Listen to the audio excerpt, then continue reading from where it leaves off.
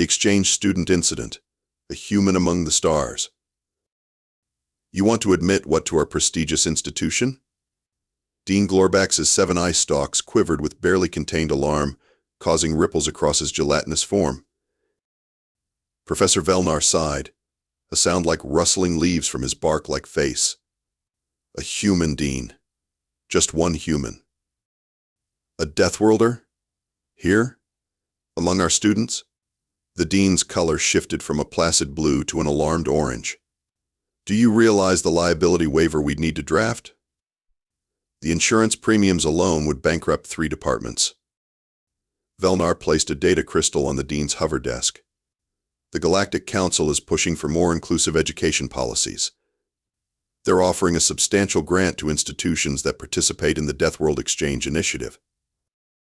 The Dean's topmost eye peered at the number of zeros on the grant figure.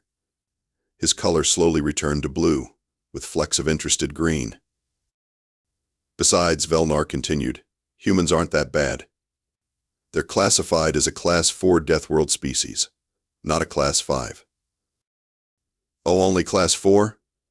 Well then, by all means, let's invite a creature that evolved on a planet with regular atmospheric electrical discharges, crushing gravity, and toxic oxygen levels.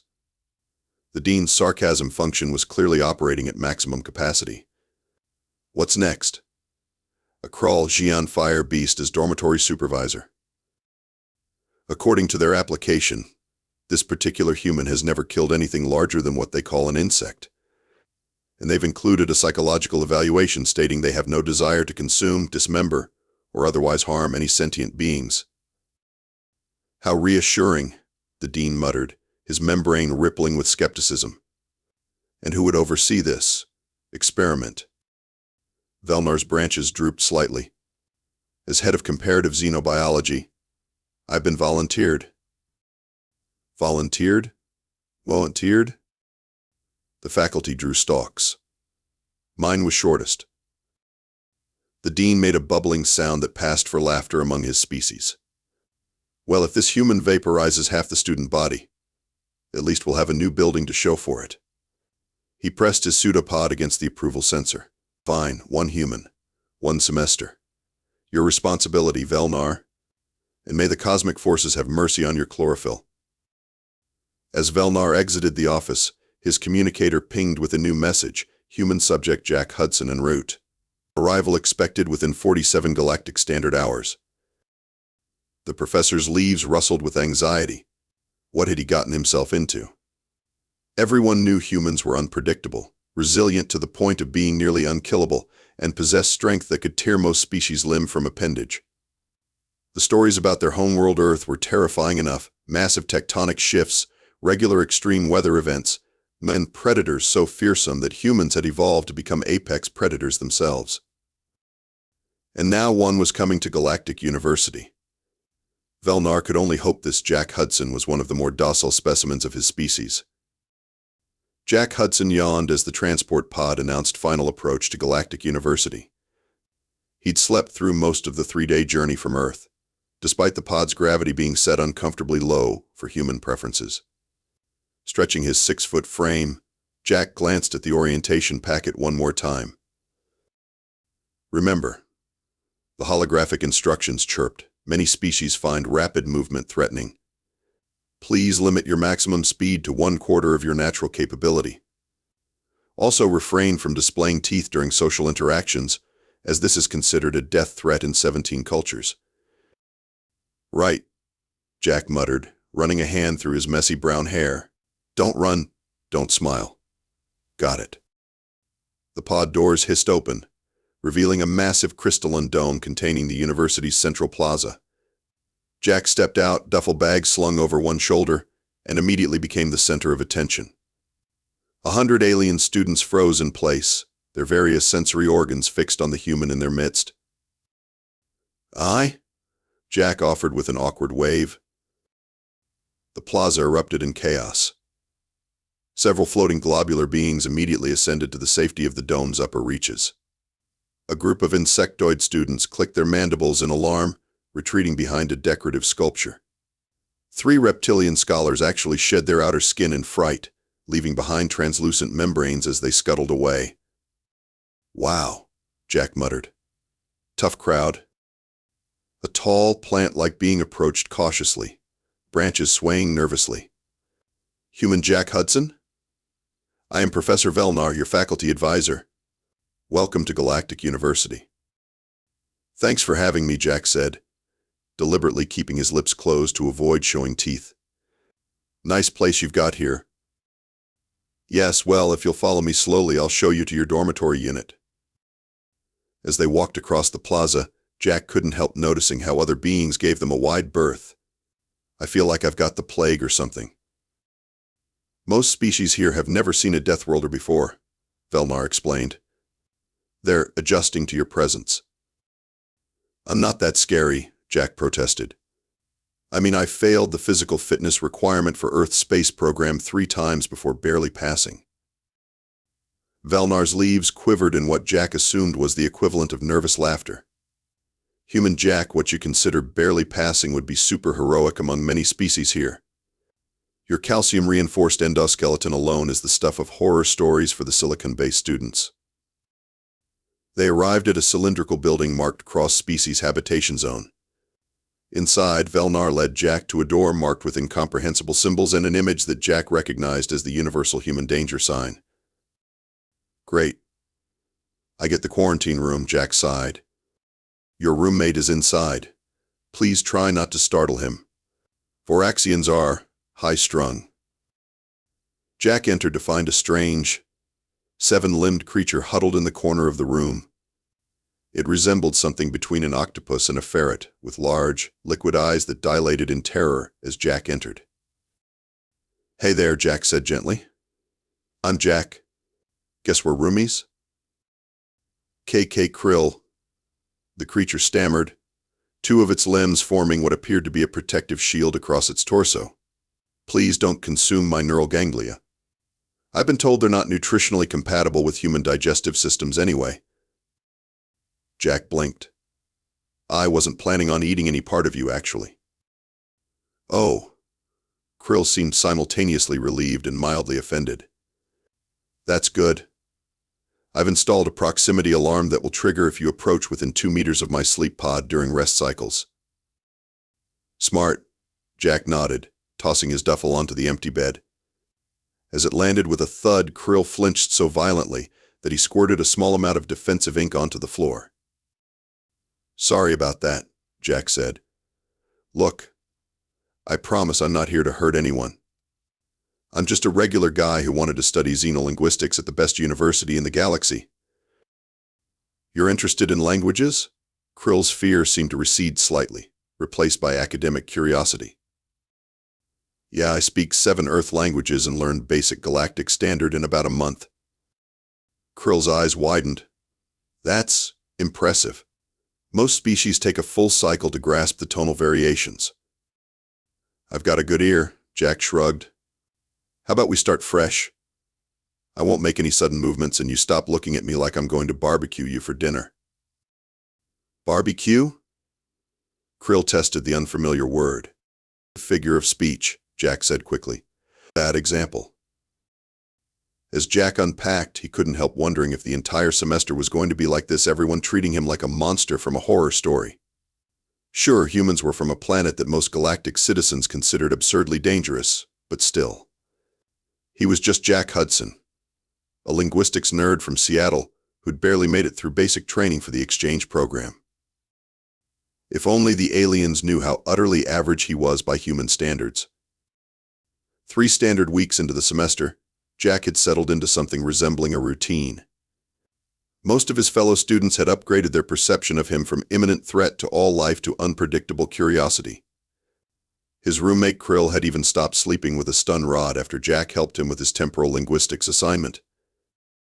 That morning, Jack was eating breakfast in the communal dining hall, a nutrient paste specially formulated for human consumption that tasted vaguely of cardboard, and set disappointment when a large digital billboard across the hall flashed with an announcement.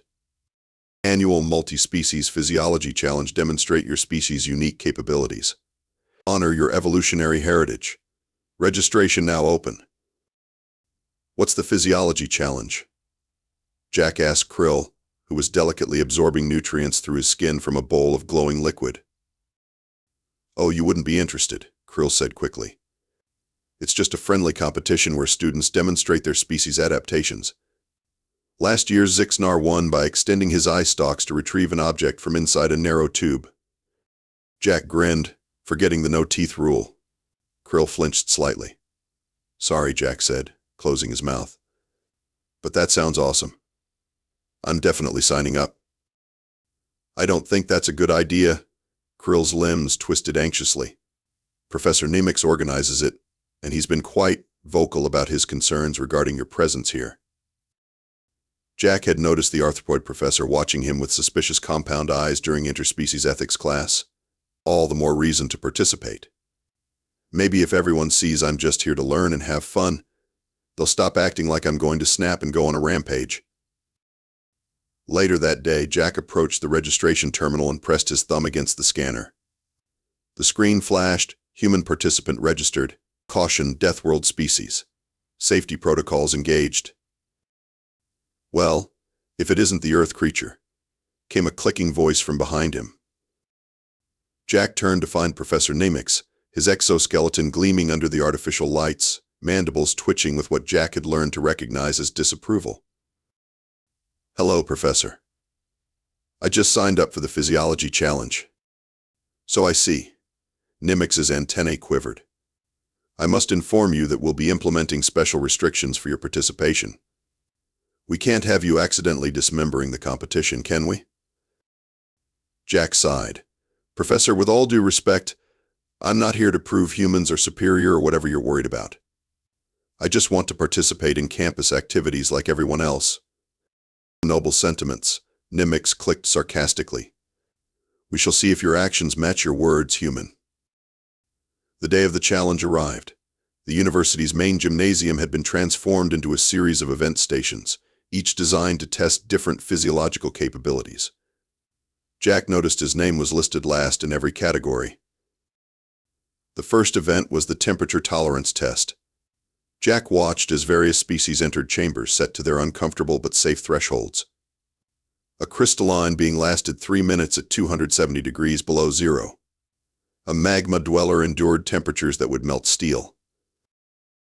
When Jack's turn came, he stepped into the chamber as the display announced, "Human tolerance test, temperature range limited for safety reasons." The chamber began at a chilly 50 degrees Fahrenheit, gradually dropping. Jack simply zipped up his standard-issue university jacket. At 32 degrees, frost formed on the chamber walls. The audience watched in tense silence, waiting for the human to show distress. "Is it going to get cold soon?" Jack called out after 10 minutes, genuinely confused. The chamber had reached 20 degrees brisk, but not unbearable for someone who'd grown up in the Pacific Northwest.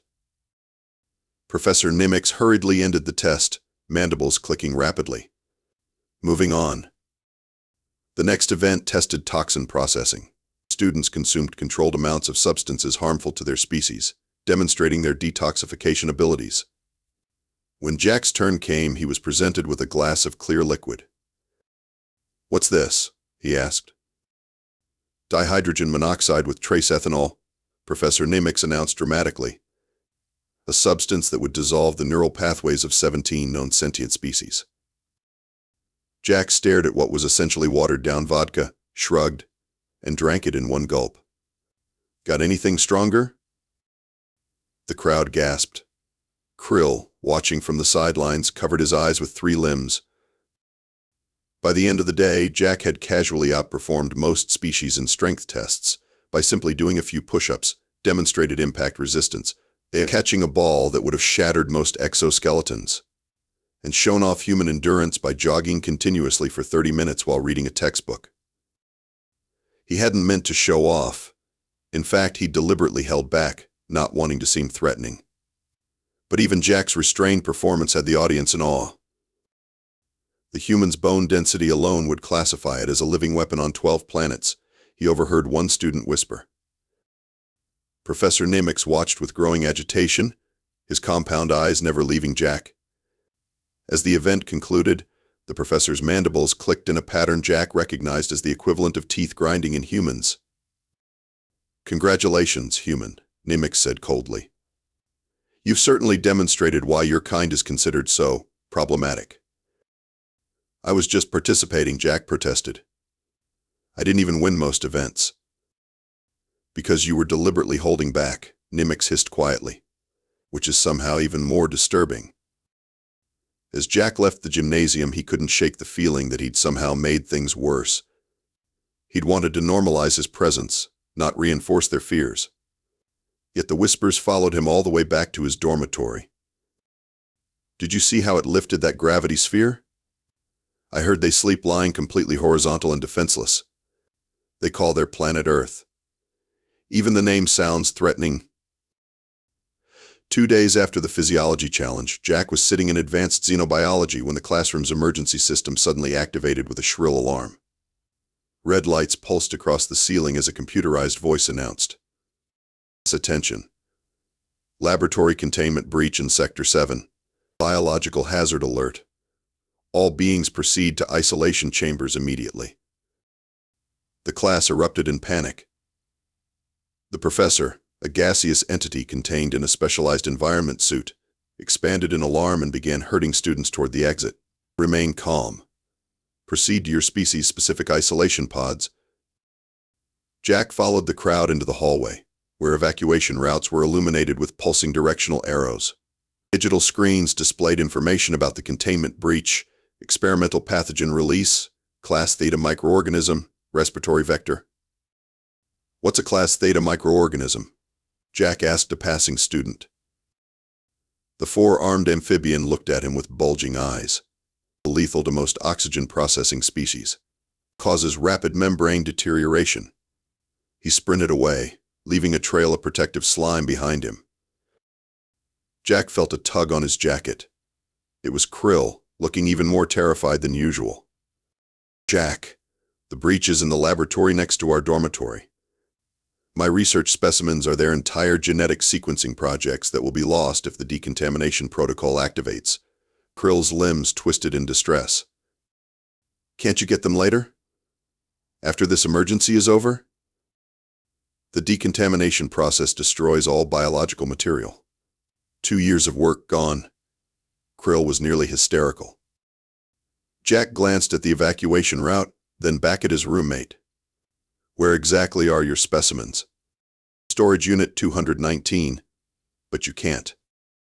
I'll get them. You get to safety. But the pathogen might not affect human physiology the same way, Jack said, though he had no idea if that was true. Go, Krill. I'll meet you at the isolation chambers. Before Krill could protest further, Jack turned and ran against the flow of evacuating students. He heard gasps as he pushed past likely shock at seeing a Death Worlder running toward danger rather than away from it. The hallways near the affected laboratory were already empty, the air hazy with what looked like green mist. Jack pulled his shirt over his mouth and nose, hoping it would provide at least minimal protection. A warning flashed on the wall, decontamination sequence initiating in 10 minutes. He reached the laboratory and found the door locked with a biometric scanner. Without hesitation, Jack kicked it. The door dented.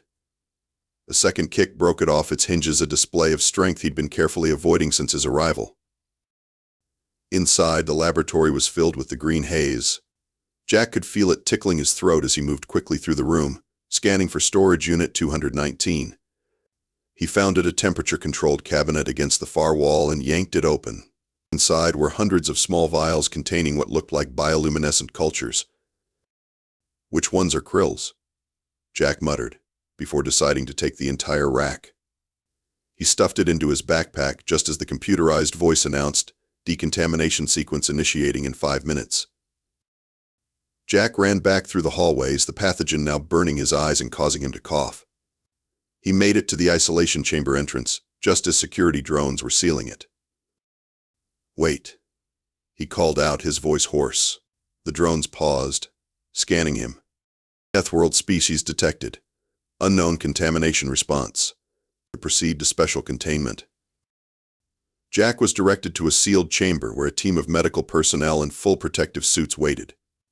As the door closed behind him, He heard the hiss of air being purified. "I got the specimens," he told the nearest medic, coughing as he removed the rack from his backpack.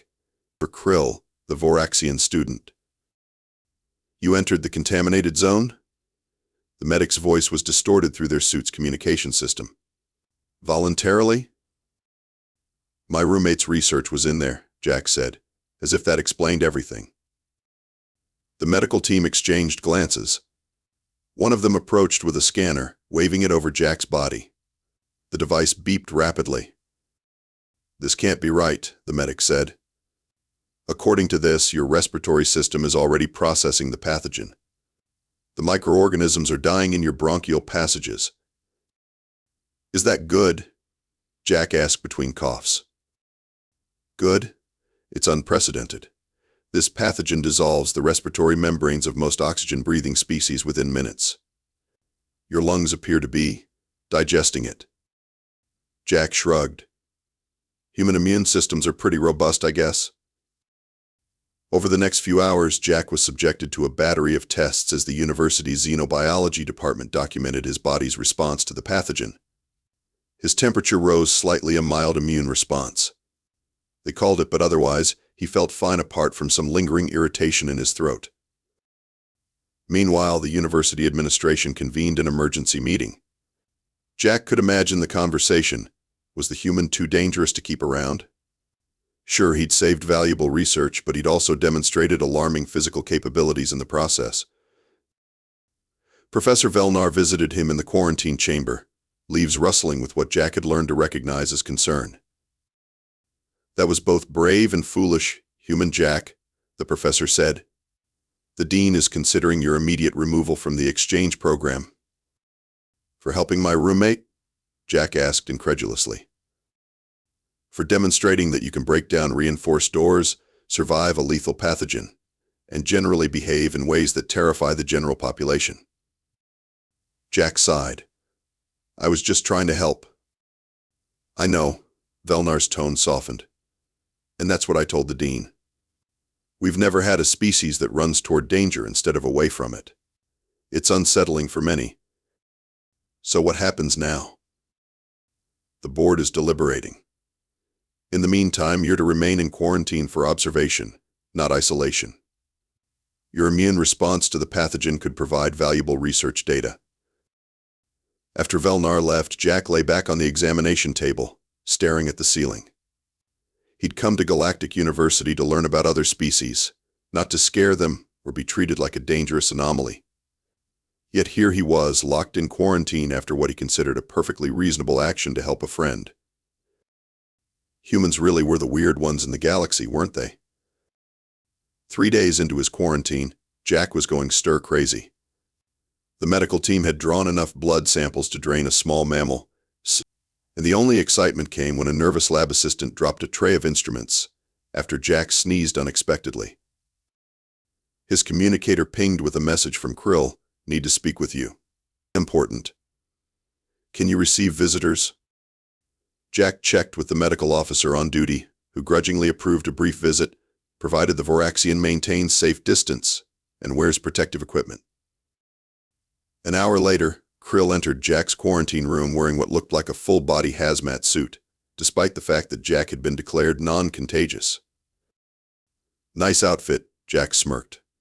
"Very fashion-forward." "This isn't humorous, Jack," Krill's voice sounded tinny through the suit's speakers. "I've discovered something concerning while analyzing my saved specimens." "What's up?" Krill moved closer, lowering his voice. "The pathogen that was released? It's not from the university's standard research catalog. It's a custom-engineered microorganism designed specifically to react with oxygen-processing respiratory systems." Jack sat up straighter. "You're saying the release wasn't an accident?" "I need more evidence," but Krill's limbs twisted anxiously inside the suit. "I've been doing some investigating. The security footage from that day mysteriously corrupted, and the lab assistant who was supposedly responsible for the containment breach has suddenly transferred to a different university." "That does sound suspicious," Jack admitted. "But why would someone deliberately release a dangerous pathogen?" Krill's large eyes blinked rapidly. I don't know, but I found something else while checking the laboratory logs. Professor Nimitz accessed the storage facility where the pathogen was kept just hours before the breach. Jack remembered the arthropoid professor's obvious disdain during the physiology challenge. He's never made a secret of the fact that he doesn't want me here. But releasing a deadly pathogen seems extreme, even for him. There's more, Krill continued. I checked the academic database. Nimitz has published several papers advocating for stricter segregation of Death World species from the general galactic community. His latest research proposal was titled Physiological Threat Assessment and Containment Strategies for Class 4 and 5 Death World species. So he's not a fan of humans. Still doesn't prove he caused the breach. No, but this might. Krill produced a small data crystal. I sliced into the laboratory's backup systems. There's a deleted communication from Nimitz to someone off campus, sent minutes before the alarm. It mentions demonstration of inherent threat and necessity of physical evidence. Jack whistled. That sounds pretty incriminating. We should take this to Professor Velnar. I already tried, Krill admitted. He's been called away to an emergency conference. Convenient timing, wouldn't you say? Jack paced the small quarantine room. So what do we do? I'm stuck in here and you're, well, no offense, but you're not exactly built for confrontation. I've gathered a small group of students who believe something isn't right, Krill said. We're meeting tonight to compare notes. And he hesitated, limbs fidgeting. We need you there. In case you haven't noticed, I'm in quarantine. Krill's eyes gleamed with uncharacteristic mischief. The ventilation system in this facility connects to the main science building. The ducts are too small for most maintenance drones, but a determined human could probably navigate them. Jack stared at his roommate. Are you suggesting I break out of medical quarantine by crawling through air ducts? That's actually kind of awesome. Later that night, after the medical staff had reduced to a skeleton crew, Jack removed the ventilation grate in his room and hoisted himself into the narrow metal passageway. Krill had sent him a map of the duct system to his communicator, marking the route to their meeting place, an unused storage room in the science building's sub-basement. Squeezing through the dusty ducts, Jack couldn't help but chuckle at the absurdity of his situation. Here he was, the supposedly terrifying Death Worlder, army crawling through ventilation shafts like a character in one of those old action movies his dad loved. After 20 minutes of uncomfortable navigation, Jack found the right grate and peered through. Below, he could see Krill and 4 other students, a silicon-based crystalline being, a hover globe entity, a reptilian student, and a plant-like creature similar to Professor Velnar but smaller. Jack pushed the grate open and dropped into the room with a thud. All 5 aliens jumped, the hover globe actually bouncing off the ceiling in fright. Sorry, Jack said. Human entrances tend to lack grace. Once the others had calmed down, Krill made introductions. This is Zix, Orban, Tresca, and Floim. They've all noticed strange occurrences around campus since the containment breach. Professor Nimitz canceled my independent study without explanation, the crystalline Zix said, light refracting through their faceted body. I was researching interspecies communication methods. He confiscated my adaptive environment suit prototype, Orban the hover globe added. It claimed it violated safety protocols, but the ethics committee had already approved it. Jack looked around the group. So Nimitz has been interfering with research projects? That's suspicious, but it doesn't prove he released the pathogen. It's bigger than just Nimitz, Tresca the reptilian hissed. I accessed his communications log. He's been in contact with a group called the Galactic Purity Alliance DES, extremists who believe Death World species should be contained on their home planets. For our safety, of course, Jack said sarcastically. Exactly, Floim's leaves rustled. But what's strange is the timing. The communications intensified after you performed so well in the physiology challenge. Jack thought for a moment. What if Nimitz wanted me to respond to the pathogen release? Maybe even hoped I'd get sick or die? Proving that humans are too fragile for galactic society after all, Krill suggested. Or Jack said slowly, he was hoping I'd do exactly what I did, break down doors, show strength and immunity that would frighten everyone. Demonstrating that humans are too dangerous, Krill finished. Either outcome would serve his agenda against Death World species integration. We need proof, Six chimed in, their crystalline form vibrating slightly.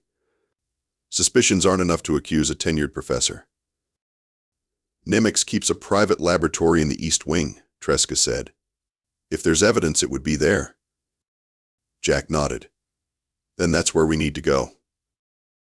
The unlikely group of conspirators made their way through the deserted science building, using service corridors to avoid security drones. When they reached Nimitz's private lab, they found the door secured with a biometric lock. Now what? Orban hovered anxiously. None of us can bypass that. Jack examined the locking mechanism. I might be able to persuade it. He gripped the edges of the control panel, and with a strength that made his alien companions flinch, pried it from the wall. Exposed wires sparked as Jack crossed two connections, and the door slid open. Deathworlder skills are occasionally useful, he said with a wink. Inside, they found a standard laboratory setup with one unusual feature, a sealed chamber in the center of the room containing what appeared to be a dense green gas. That's it, Krill said, moving closer to the chamber. That's the same pathogen that was released. Jack approached a computer terminal and began searching through files. His limited knowledge of the Galactic Scientific Database made it slow going, but eventually he found what they were looking for, a research log detailing Nimitz's work on the pathogen, complete with notes about its potential effectiveness against various species. One entry stood out: human respiratory systems theoretically vulnerable due to oxygen dependency. High probability of severe reaction or mortality. Alternative outcome: demonstration of resilience would prove inherent biological threat to standard galactic species. Got him, Jack said grimly. He was setting me up either way. A sudden noise at the door made them all turn. Professor Nimitz stood in the doorway, mandibles clicking furiously. I suspected someone was accessing my files, he said, compound eyes glittering with anger. I didn't expect it would be the human and a group of species traitors. Jack stepped forward. It's over, Professor. We know you engineered the pathogen release as a test, either to kill me or to prove I'm too dangerous to be around. Too dangerous? Nimitz laughed, a harsh clicking sound. Look at yourself, human. You escaped medical quarantine, broke into a secured laboratory, and stand there ready to attack me. You're proving my point splendidly. I'm defending myself and my friends, Jack countered. There's a difference. A distinction lost on most civilized species, Nimitz said. The Galactic Purity Alliance has been warning about Deathworlders for decades. Your kind solves problems with force and violence, thinking nothing of the damage you cause. Says the guy who released a deadly pathogen on campus, Jack retorted. Nimitz's antennae twitched. A controlled demonstration. The risk was calculated. You endangered everyone here. A small price to pay to prevent the greater threat, the integration of Deathworld species into galactic society. Nimitz moved toward an alarm panel on the wall. Now, I think it's time security dealt with our intruders. Before Nimitz could reach the alarm, Krill, of all people, extended a limb and sprayed a jet of ink directly into the professor's compound eyes. Nimitz screeched, temporarily blinded. Run, Krill shouted. I've downloaded the evidence to my communicator. The group fled the laboratory, leaving Nimitz howling behind them. They made it halfway down the corridor before security drones appeared at both ends, lights flashing. Unauthorized persons detected. Remain stationary for identification. Jack looked at his alien friends, then at the approaching drones. Anyone got a plan B? I can't believe you surrendered to the security drones, Krill said, all 7 limbs gesturing dramatically as they sat in the dean's antechamber. You're supposed to be an unpredictable Deathworlder. Jack shrugged. Violence isn't always the answer. Besides, we had evidence. Running would have made us look guilty. A remarkably rational assessment from a supposedly primitive species, came a burbling voice as Dean Glorbax oozed into the room, his gelatinous form shimmering under the lights. Professor Velnar followed close behind, looking distinctly uncomfortable. Dean Glorbax, Jack stood respectfully. We have evidence that Professor Nimix engineered the pathogen release as part of an agenda against Deathworld species. So I've been informed, the Dean replied, several eye stalks focusing on Jack while others examined Krill and the rest of the group. Professor Nimix has been temporarily relieved of his duties pending a full investigation. Jack blinked in surprise. You believe us? The evidence is compelling, Velnar interjected, leaves rustling. And there's more. The Galactic Purity Alliance has been under investigation by Council authorities for some time. It appears Professor Nimix was deeply involved in their more radical activities. What happens now? Jack asked. To Nimix? That depends on the Council's judicial process, the Dean said. As for you, several of his eye stalks converged on Jack. You present us with a unique dilemma. Jack tensed. Am I being expelled? Quite the contrary. The Dean's form rippled in what Jack had learned was amusement. The Council is particularly interested in how a human responded to this crisis. Your actions saving research specimens despite personal risk, investigating suspicious activity, and then choosing non-violent resolution when confronted by security have proven rather enlightening. Enlightening how? Velnar stepped forward. The Deathworlder stereotype suggests you should have reacted with aggression and violence. Instead, you demonstrated problem-solving, cooperation, and restraint. I was just being myself, Jack said simply. Precisely the point, the Dean burbled. Perhaps our understanding of Deathworld species needs revision. 2 weeks later, Jack stood in the university's Grand Assembly Hall, still uncomfortable with being the center of attention. The pathogen incident had made him something of a campus celebrity, no longer feared as a potential monster, but regarded with a new kind of cautious respect. Professor Nimix had been removed from the university and was awaiting trial before the Galactic Council. His co-conspirators in the Purity Alliance were being investigated across several star systems. The Exchange Student Initiative will continue, Dean Glorbax announced to the assembled students and faculty, his amplified voice echoing through the vaulted chamber. In fact, based on recent events, the Council has approved an expansion of the program. A ripple of surprise moved through the audience. Jack exchanged glances with Krill, who was practically vibrating with excitement. Moreover, the Dean continued, multiple eye stalks swiveling to focus on Jack. We have been instructed to establish a new research division dedicated to reevaluating our understanding of Deathworld species. Cultural exchange, not segregation, will be our path forward. As applause filled the hall expressed through a cacophony of clicks, whistles, vibrations, and traditional hand gestures, Jack felt a gentle tap on his shoulder. He turned to find Professor Velnar. The Dean would like you to join the platform, the plant-like professor said, leaves fluttering in what Jack now recognized as nervousness. There's an announcement concerning you specifically. Jack made his way to the stage, acutely aware of the hundreds of alien eyes tracking his movement. Despite months at the university, he still wasn't entirely comfortable with the attention his Deathworlder status brought. Jack Thompson, Dean Glorbax burbled as Jack reached the platform. The Council has reviewed your actions during the recent crisis. Your response has challenged fundamental assumptions about Deathworld psychology that have persisted for generations. The Dean's form rippled as a tendril extended, holding what appeared to be an ornate crystalline medallion. This is the Voas Culon Medal for Interspecies Understanding. It has never before been awarded to a Deathworld species representative. The Council believes your actions warrant this exception. Jack accepted the medallion with trembling hands. I'm honored, but I don't feel I did anything extraordinary. Anyone would have. That's precisely the point, interrupted a new voice. A tall, avian being stepped forward from the shadows of the stage. Counselor Traz, a.k.a. the university's representative to the Galactic Council. Her feathers shimmered in iridescent blues as she addressed the assembly. For centuries, we have built our understanding of Deathworlders on fear and assumption rather than observation and exchange. We created policies based on what we believed you would do, not what you actually did.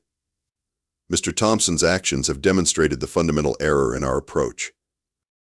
She turned to face Jack directly.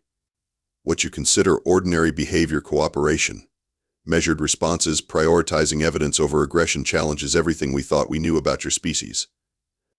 Perhaps what makes humans truly dangerous isn't your physical adaptations to a harsh world, but your remarkable ability to defy expectations. Later, as the formal ceremonies concluded, Jack found himself surrounded by a crowd of curious students from dozens of species, many of whom had previously given him a wide berth in hallways. "So violence really isn't always your first response?" asked a small, crystalline being who Jack recognized from xenobiology class. "Of course not," Jack replied. "We're adaptable. Sometimes flight is better than fight. Sometimes talking is better than either." "But you could have fought those security drones if you wanted to?" Krill interjected, clearly still disappointed at the lack of action. Jack laughed. "Technically, yes, but that would have been stupid. Just because you can do something doesn't mean you should." "A profound insight from a supposedly primitive species," said Professor Velnar, joining the group. "Perhaps that is the most valuable lesson in all of this. We assumed Deathworlders would always choose the path of violence because they could. We never considered they might possess the wisdom to choose otherwise." As Jack looked around at the diverse gathering beings of gas, crystal, plant, insect, and forms he still struggled to categorize, he felt a profound sense of change. The barriers weren't gone, but they were lower now, permeable. "So what happens next?" he asked. Dean Glorbax, who had oozed over to join their circle, pulsed thoughtfully. "That depends on all of us. The Council is revising the Deathworlder integration protocols based on your case study. More humans will be invited to join galactic institutions. And you." "Nah." "Yes?" Jack prompted when the Dean paused. "You've been offered a position as cultural liaison for the Expanded Exchange Initiative. Should you accept it? The Council believes your unique perspective would be valuable in rebuilding our approach to interspecies relations." Jack thought about his small apartment back on Earth, the computer science degree he'd put on hold for this adventure, the skeptical looks from friends when he'd told them he was going to be the first human at a galactic university. "I accept," he said without hesitation. Krill wrapped a limb around Jack's shoulders. "See? I told you bringing a human to the university would make things interesting." "Interesting is one word for it," Jack replied with a smile. "But I think enlightening might be better for all of us." As the gathering dispersed, Jack found himself walking alongside Counselor Traz AK toward the observatory dome that crowned the university. The distant stars of the galaxy shone through the transparent ceiling, a view that still took his breath away. "You know," the counselor said thoughtfully, her feathers ruffling, "there's an old saying among my people, the most dangerous assumption is that you fully understand the stranger." Jack nodded. "We have something similar on Earth. Don't judge a book by its cover." "Precisely," Traz AK replied. "For too long we judged Deathworlders by the harshness of their origins rather than the content of their character. Your presence here has begun to change that narrative." Jack gazed up at the stars, each one possibly home to species and civilizations he had yet to encounter. "I think that's what exploration is really about, not just discovering new worlds, but discovering new perspectives." The counselor made a sound that Jack recognized as agreement. "The galaxy is vast, Mr. Thompson, full of dangers and wonders in equal measure. But perhaps the greatest discovery is realizing that those we once feared as monsters might instead be our most valuable allies."